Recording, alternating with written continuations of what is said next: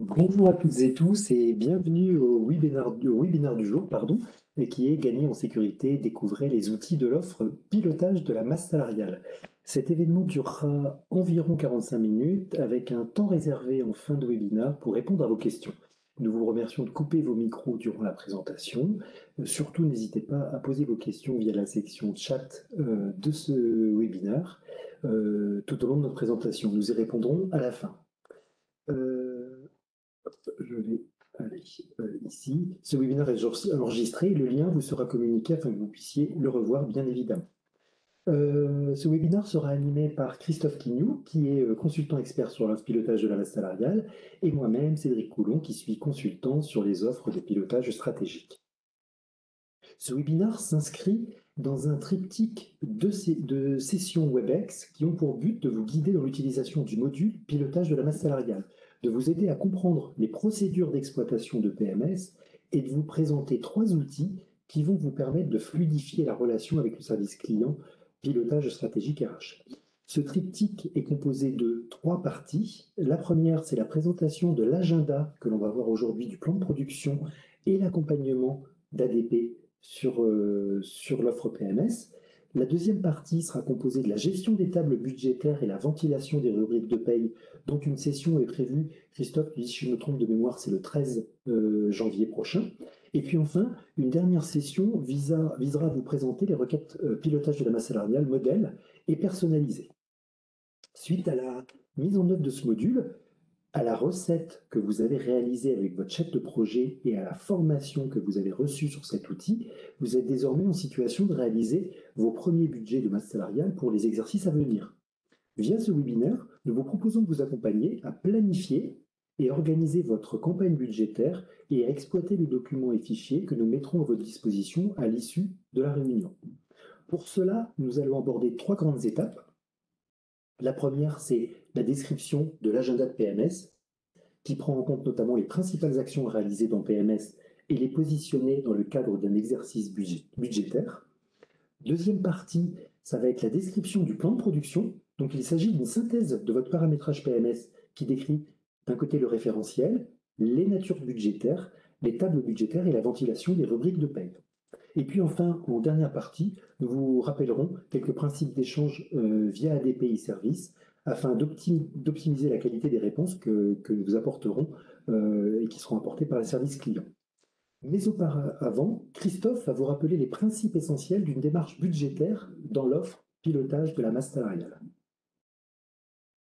Oui, merci Cédric. Alors effectivement, en préambule de notre présentation des principaux outils autour de PMS, on souhaite rappeler un certain nombre de principes qui conduisent à la gestion de la masse salariale.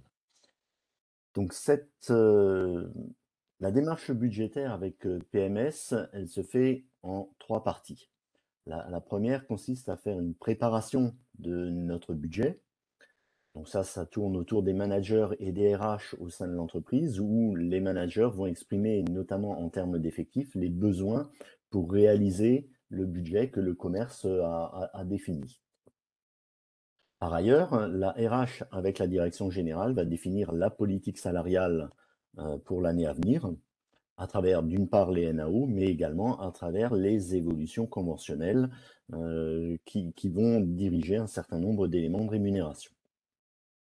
Ensuite, nous abordons la phase de réalisation, où là, les managers, les RH et le contrôle de gestion interviennent pour saisir des hypothèses, ces hypothèses étant soit des hypothèses individuelles, soit des hypothèses collectives. On peut faire plusieurs simulations budgétaires et au final, la version qui est validée sera intégrée dans le budget global de l'entreprise.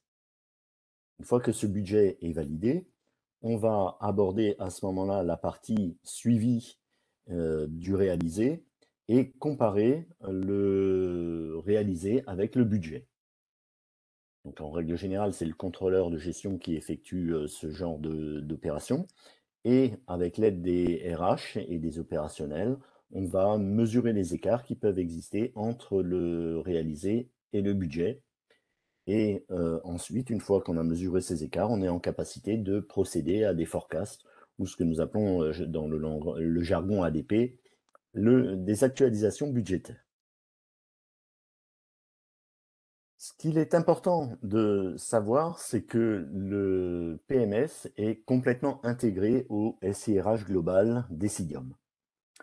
Donc c'est à travers un point de menu qui apparaît dans la barre de menu que nous allons pouvoir accéder à l'ensemble des opérations de masse salariale. Deuxième élément important, c'est que le référentiel que nous utilisons, il est le même pour l'ensemble du SIRH. Ce qui veut dire que quand on parle du matricule du collaborateur, eh bien, c'est ce même matricule qu'on va retrouver en paye, dans les dossiers d'administration du personnel et également dans le PMS. Et de la même manière pour les dates d'entrée, les dates de sortie et tous les éléments de rémunération. Ce qu'il est important de noter, c'est que pour pouvoir travailler en toute autonomie au niveau de la masse salariale et pouvoir faire nos simulations, on va réaliser une photo à un instant T, ce qu'on appelle extraction dans le jargon PMS, pour pouvoir avoir un environnement qui soit complètement étanche et qui vous permette de travailler en toute autonomie et qui n'ait aucun impact sur les résultats de paye. Les résultats de PMS sont faits au niveau, enfin les calculs sont faits au niveau individuel et les résultats sont présentés soit à des niveaux individuels, soit à des niveaux agrégés. Et nous avons des requêtes modèles ou personnalisées qui vont permettre de faire des exports vers des applicatifs externes, le plus courant étant bien évidemment Excel, mais également on peut fournir des rapports qui soient déjà définis dans l'environnement BO avec des exports vers PDF. L'exploitation de PMS, le slide suivant, si tu veux bien, Cédric, on va travailler sur 3 piliers fondamentaux. Les 3 piliers sont d'une part le plan de nature, dans lequel on va retrouver l'ensemble des règles qui peuvent être relatives au calcul, au montage budgétaire, mais également au suivi budgétaire. Et ces règles vont s'appuyer sur un certain nombre de paramètres. Alors, le premier paramètre, c'est bien évidemment la périodicité, où on va avoir par exemple le 13e mois qui est versé au mois de novembre. Eh bien, on va définir que la règle de valorisation dans le plan de nature pour le 13e mois sera sur le mois de novembre. Mais ça peut également être des conditions de calcul, comme par exemple les indemnités de fin de contrat pour les CDD au moment de leur départ. Eh bien, la condition de calcul, c'est être en contrat à durée déterminée et être en sortie sur le mois. Et à ce moment-là, la règle de valorisation de l'indemnité de fin de contrat va se déclencher. Mais on va également pouvoir s'appuyer sur ce qu'on appelle des tables, dont on a 2 types principaux, les tables de valeur de référence d'une part et les tables budgétaires d'autre part. Les tables de valeur de référence, ce sont les mêmes que celles qui existent en paye, dans lesquelles on retrouve toute votre structure notamment, mais également les types de contrats, les catégories de cotisants.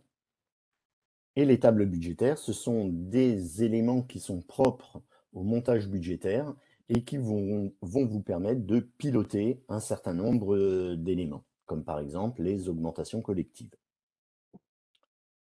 Deuxième pilier, c'est ce que nous appelons le référentiel, qui comporte l'ensemble des données du salarié, donc son nom, son matricule, ses éléments de rémunération, mais qui reprend également un certain nombre de données qu'on a appelées les données d'analyse à travers les données de structure, d'une part, donc qui reprend votre structure d'administration du personnel ou votre structure hiérarchique ou votre structure budgétaire, et également des axes transverses dans lesquels on va retrouver les contrats, les types de contrats, les catégories de cotisants, les emplois et diverses informations qui permettent de faire des regroupements.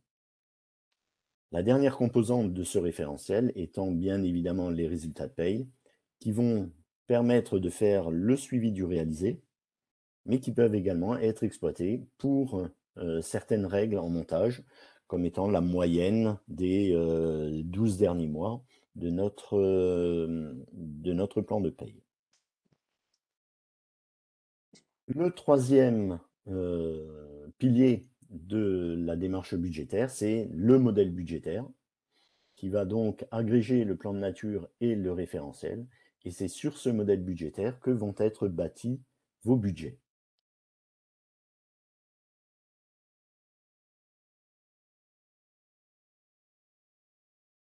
En termes d'exploitation, on va travailler dans ce qu'on appelle un exercice. Donc si on fait le parallèle, alors moi j'aime bien cet exemple-là, ça me rappelle ma jeunesse d'une part, c'est la théorie des ensembles telle qu'elle était présentée quand j'étais en 6e en mathématiques, où on représentait ça sous forme de patates. Eh bien, on va imaginer que notre exercice budgétaire, qui est le cadre dans lequel on va vivre pour bâtir nos budgets, l'exercice, ça va être le premier ensemble dans lequel on va travailler. Et on va constituer un sous-ensemble de cet exercice en faisant une extraction. Et ce sous-ensemble, c'est les dossiers PMS. On va ensuite avoir un deuxième sous-ensemble qui va s'appuyer sur les dossiers PMS, sur notre premier sous-ensemble donc, et dans lequel on va faire un certain nombre d'hypothèses. Et ça va constituer notre budget initial V1. De la même manière, on va constituer un deuxième sous-ensemble qui pourrait être constitué des hypothèses du V1 qu'on aura reportées dans le V2, donc des hypothèses qui vont être communes aux deux sous-ensembles, mais qui peuvent avoir également des hypothèses qui lui sont propres, etc., etc. On va faire plusieurs passes budgétaires de la sorte, et une fois qu'on aura réalisé une première paye, on va faire notre suivi du réalisé, qui va s'appuyer donc sur les mêmes dossiers PMS, et qui va pouvoir être comparé ensuite au budget initial V1 ou V2 ou toutes les versions budgétaires qu'on aura créées. Et au final, on pourra exporter à travers le requêteur BO l'ensemble des éléments de notre exercice. Donc que ça soit les éléments de l'exercice, que ça soit les dossiers, que ça soit les hypothèses et les résultats budgétaires des budgets initiaux V1 ou V2, mais également les résultats du suivi du réalisé.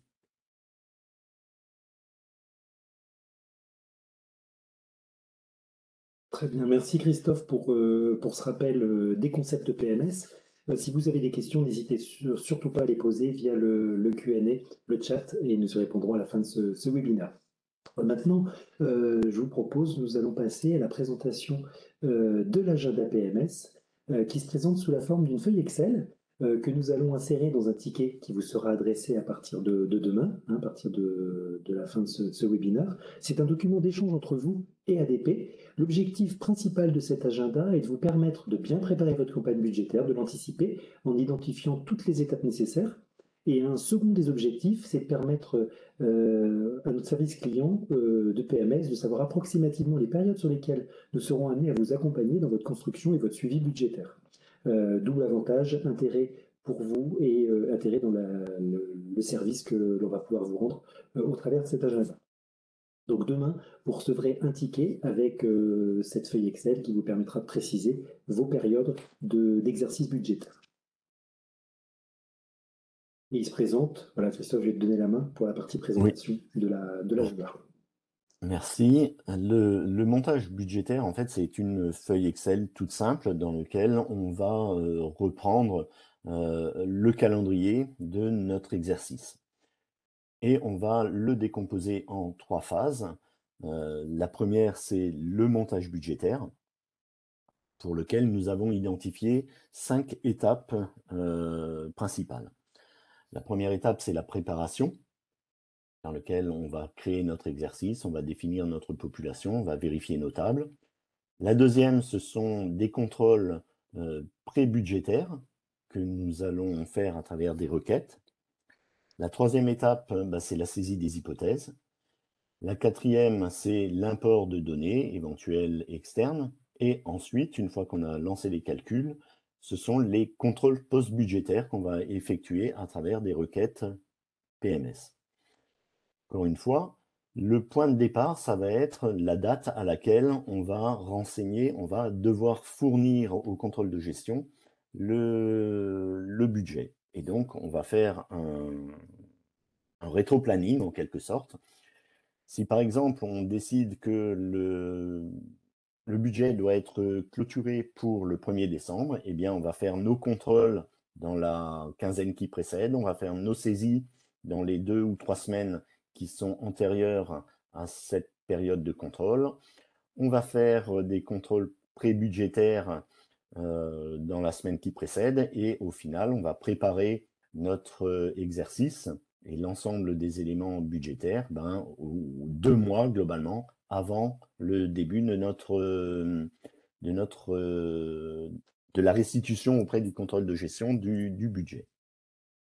Donc le but du jeu pour vous consistera à nous indiquer tel que ça apparaît à l'écran, en mettant des couleurs sur certaines semaines, eh bien, les périodes sur lesquelles vous allez travailler sur votre budget en termes de montage. Concernant le suivi, le principe est le même. On a défini là 3 étapes. La première étant la ventilation des rubriques, la deuxième, le contrôle des extractions et enfin l'analyse des écarts. En règle générale, ces opérations-là se font dans la semaine qui suit la clôture de la paye. Donc, on va pouvoir faire l'extraction pour notre suivi du réalisé et procéder à l'ensemble de ces contrôles et de mesures d'écart en suivant.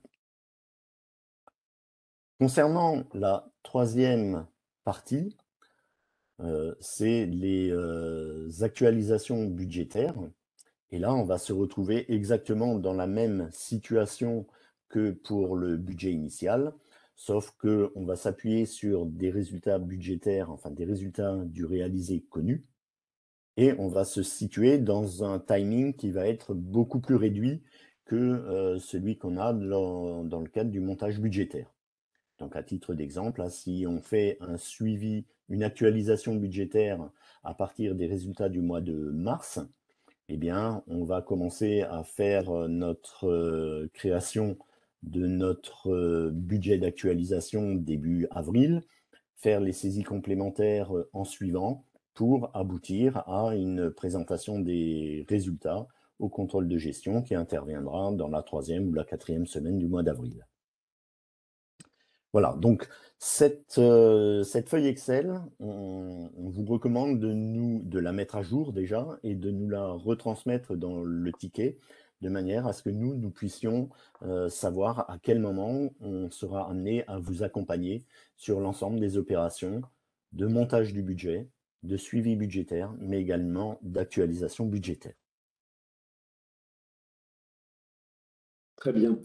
Merci Christophe. Je vais maintenant te laisser nous présenter la deuxième partie de ce webinaire qui consiste à présenter le plan de production. Oui, alors je vais prendre la main si tu veux bien. Plaisir. Je vais partager mon écran. Voilà, le dossier de personnalisation client ou plan de production, c'est... J'ai pas l'impression, excuse-moi Christophe, je ne je vais partage juste pas. m'assurer, je suis pas certain pour l'instant. Pour l'instant, je ne vois pas ton écran dans ce que j'ai. D'accord. C'est toujours moi qui partage. Je pense que tu n'as peut-être pas cliqué sur le valider. On sait que si. Si, bon, c'est peut-être un petit peu de temps de réaction. Voilà, c'est en train d'arriver. Parfait. Très bien, je vois ton écran. Donc, Merci. il manquait effectivement un clic à la fin. Hop. Merci, on voit très bien. Alors, le plan de production ou dossier de personnalisation client, c'est une synthèse de votre paramétrage. Alors, on a 2 formats qui sont possibles. Un format PDF que je présente actuellement à l'écran, mais également, on peut l'avoir sous format Excel. Alors, on a prévu de vous le transmettre au format PDF, mais si vous le souhaitez, on pourra vous communiquer le classeur Excel, sachant que le classeur est composé d'un certain nombre d'onglets qui reprennent l'ensemble des pages que nous allons voir à travers le PDF. Donc, nous prévoyons de mettre ce document à votre disposition, donc déjà à l'issue de la réunion, mais également au moins une fois par an au début de votre campagne budgétaire. Donc, en nous appuyant sur l'agenda dont on a parlé juste précédemment. Et nous prévoyons également de vous le communiquer selon votre besoin et également en cas d'évolution significative de votre paramétrage. C'est un document qui pourra vous servir de checklist pour le montage du budget ou pour le suivi, mais c'est également un document qui pourra servir d'échange entre vous et nous pour travailler sur un certain nombre d'évolutions, pour expliquer un certain nombre de résultats. Alors, il se compose, comme je l'indiquais, d'un certain nombre de pages. La première étant une page de présentation dans laquelle vous retrouvez votre nom ainsi que votre numéro de dossier au sein d'ADP. On va faire apparaître ici la liste des interlocuteurs principaux et on va rajouter un certain nombre d'éléments relatifs au planning du projet, de la mise en place de PMS. La deuxième page est la synthèse en fait des éléments qui vont être structurants, des données qui vont être structurantes pour la présentation des résultats. Je vais faire un affichage un peu plus gros. Un petit peu, voilà, parce que moi j'ai zoomé dans le webinaire. Ouais. Et donc, on va reprendre dans un premier temps les données individuelles qui vont être les données de structure et les données d'axe transverse, donc les données qui vont vous permettre de faire des filtres à la fois en termes de saisie d'hypothèses, mais également en termes de restitution de résultats. Nous avons ensuite la liste de ces données de structure et de ces axes transverses. Et quand nous passons dans les pages suivantes, nous allons avoir la liste de toutes les données qui sont utilisées dans PMS, avec le code sur lequel elles sont identifiées, le libellé que vous voyez dans l'ensemble des formulaires, et enfin la nature dans laquelle cette donnée est utilisée. Donc typiquement, le code type de contrat est utilisé pour valoriser le salaire de base, la nature salaire de base, mais également les charges patronales, les provisions et dixièmes de CP, la précarité, etc.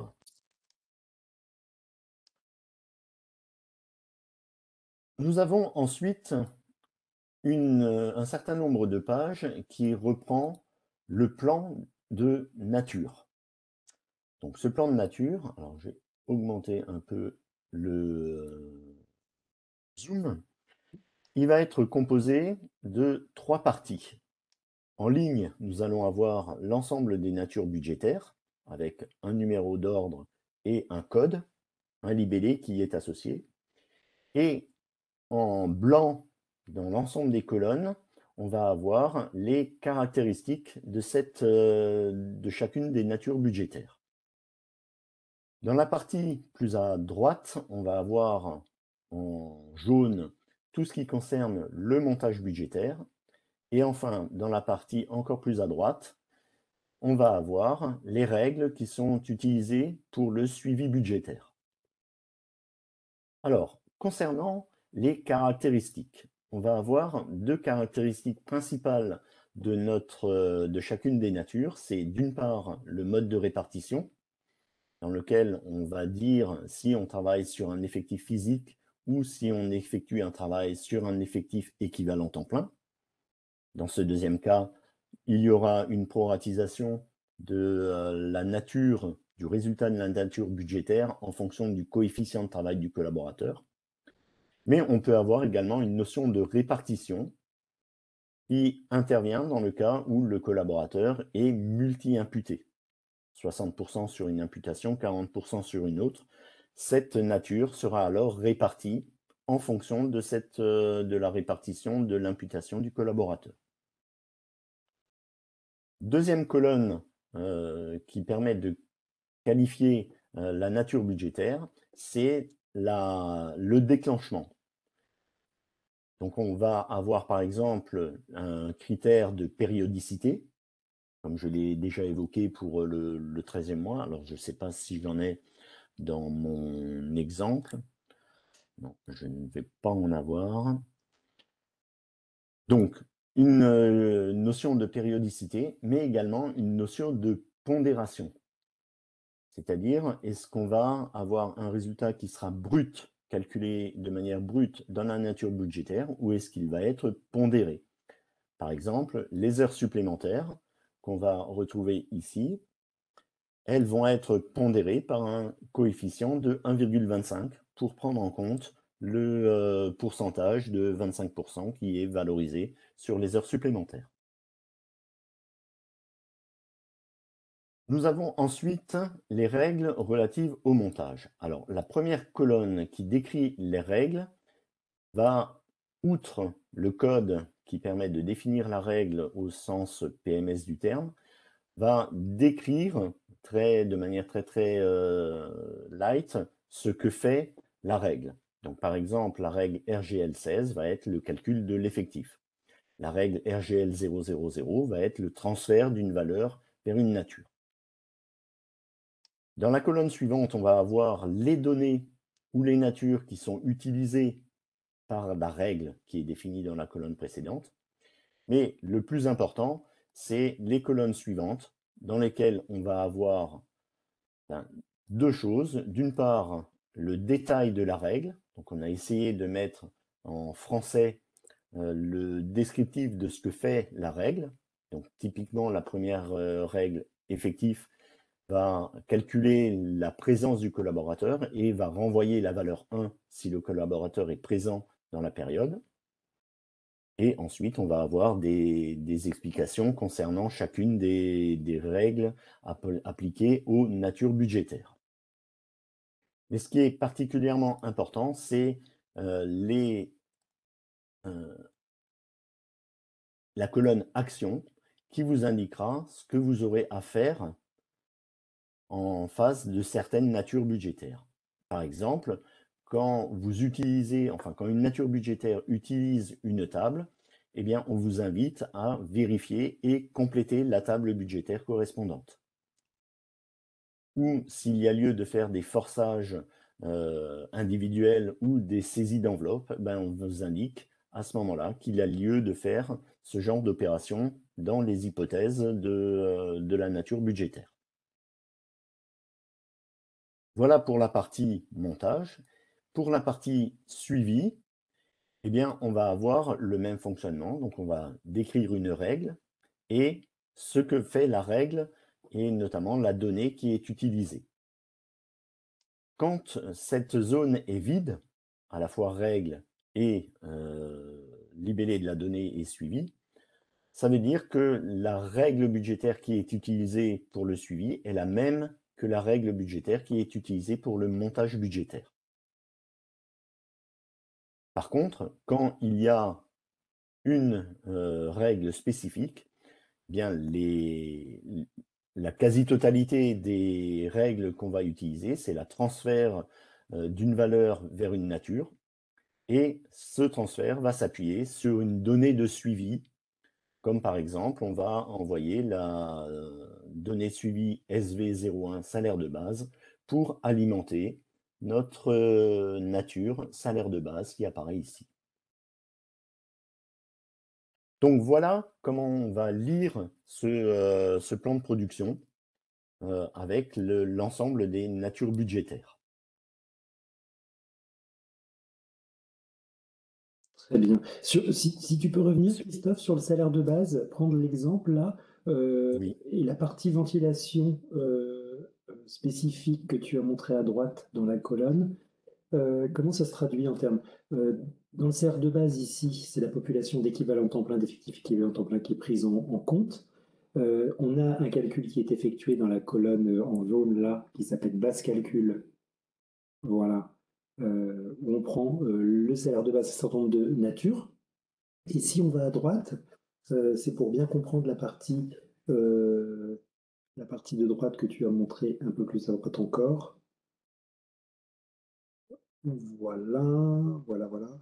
Vérifier, c'était laquelle? Vérifier, compléter la table, hein, c'est ça? Voilà, alors vérifier et compléter la table. On nous indique ici que la table qui est utilisée pour le salaire de base, c'est la table PMS T01. Et D'accord. donc, on va indiquer effectivement dans les colonnes suivantes ben, quelles sont les actions qu'il y a lieu de faire sur cette table, PMS T01, Mhm. et donc de s'assurer que tout va être correct dans la valorisation de cette table pour appliquer un taux d'augmentation s'il y a Ouais, pour lieu le pour suivi. notre salaire de base. Ouais, ok. Et concernant notre suivi budgétaire, ben là, on va reprendre les résultats de paye qui vont être ventilés dans cette donnée de suivi. D'accord, très bien. Merci à toi.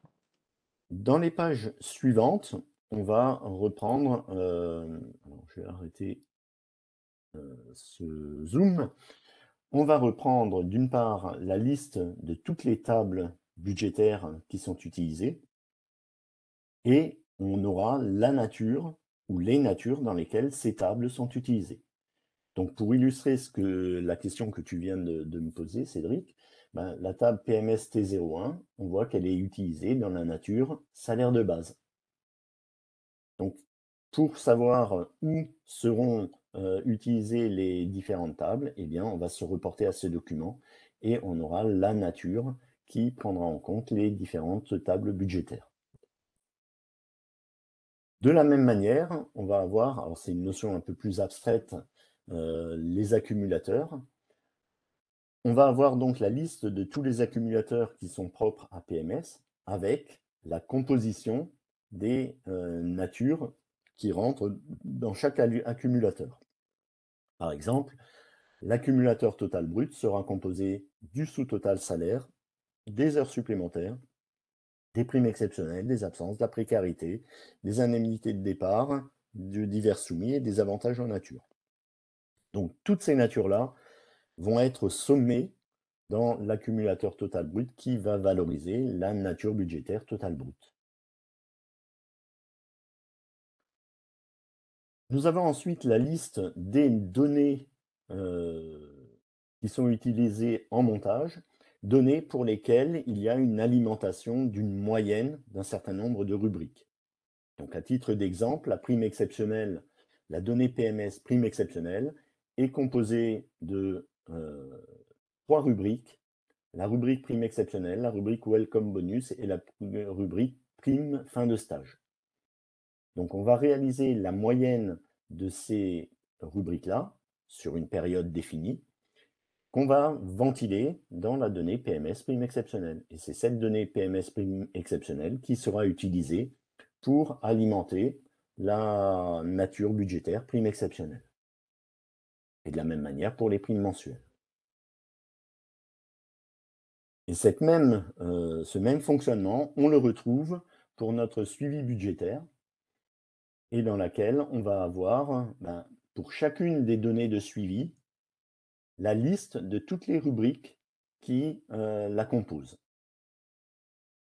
Donc, si par exemple on prend la donnée SV02 prime d'ancienneté, et bien cette donnée, chaque mois, elle va être alimentée à partir de la rubrique prime d'ancienneté PFA, prime anniversaire IMO et prime d'ancienneté IMO. Et ça permettra, dans le suivi du réalisé, de prendre en compte cette donnée de suivi et de la valoriser et ensuite de pouvoir le comparer aux différentes versions budgétaires qu'on aura eues dans le montage. Et si je Donc je peux, suis passé assez vite sur ce document. On pourra y revenir éventuellement à la fin de la présentation dans les questions et réponses. Mais peut-être que tu avais d'autres questions à poser, Cédric, sur le sujet? Non, juste la capacité de paramétrer, bien évidemment, de pouvoir retirer une rubrique sur un mois donné. Imaginons que dans mon suivi, je souhaite que sur un mois donné, je ne prenne pas telle ou telle rubrique. Je vais pouvoir le définir Alors, ponctuellement. oui, oui. Alors, ça fait l'objet du deuxième volet de ce triptyque de sessions Et on va le voir du coup. WebEx. Et donc, Exactement. on le verra effectivement dans le détail à ce moment-là. Mais effectivement, tout le monde, enfin, tout utilisateur, il est complètement autonome dans la gestion de ses rubriques et dans la ventilation de ses rubriques dans les différentes données de suivi. Très bien. Est-ce que tu souhaites que je reprenne la main pour continuer? Eh bien, je t'en prie. Eh bien, avec plaisir. Allez, j'y retourne. Hop, partager. Voilà, normalement, vous devriez revoir correctement la présentation.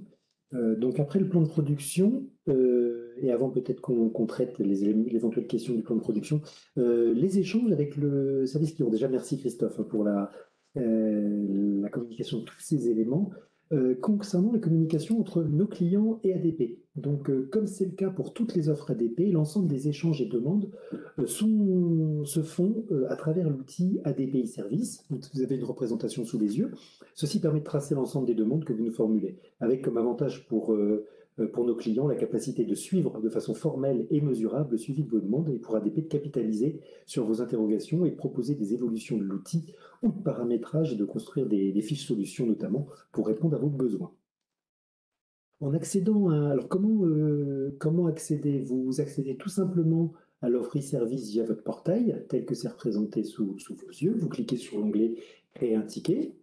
Ensuite, nous allons aller choisir la catégorie de produit qui s'appelle Gestion des ressources humaines, donc via le petit menu que vous avez sous les yeux.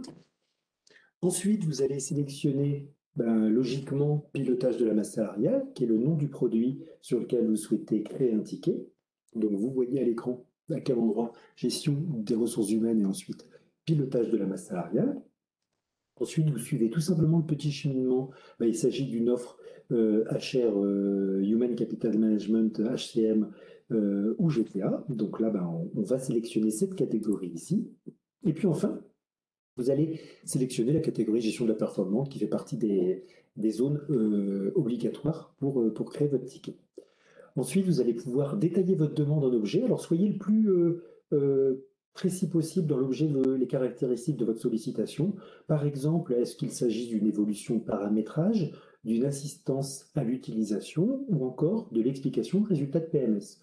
Plus votre objet, votre description sera précise, plus la qualité de la réponse, ça évitera d'éventuelles itérations et allers-retours entre vos questions, vos besoins et les réponses. Et puis, vous allez, comme je vous le disais, compléter la description en précisant votre besoin. Si c'est une demande d'évolution, par exemple, indiquer la ou les natures impactées dans PMS, les données ou les tables concernées. S'il s'agit d'une assistance à l'outil, décrivez le plus possible la fonctionnalité sur laquelle vous souhaitez des précisions. Et puis, s'il s'agit d'une demande d'explication de résultats, indiquez le budget, le nom du budget, par exemple, qui est concerné, et l'exercice concerné, en termes de date notamment, la donnée ou la nature impactée, et compléter avec des exemples de dossiers sur lesquels vous vous interrogez. Voilà, donc n'hésitez pas à mettre le plus d'informations possible, qui permettra de vous répondre de façon la plus précise possible. Et puis, bien sûr, vous soumettez le ticket à ADP, vous envoyez la demande à ADP via le petit bouton Soumettre. Voilà, nous arrivons à l'issue de cette présentation. Alors, je vais arrêter l'enregistrement de façon à ce qu'on puisse répondre de façon plus personnalisée à l'ensemble de vos questions.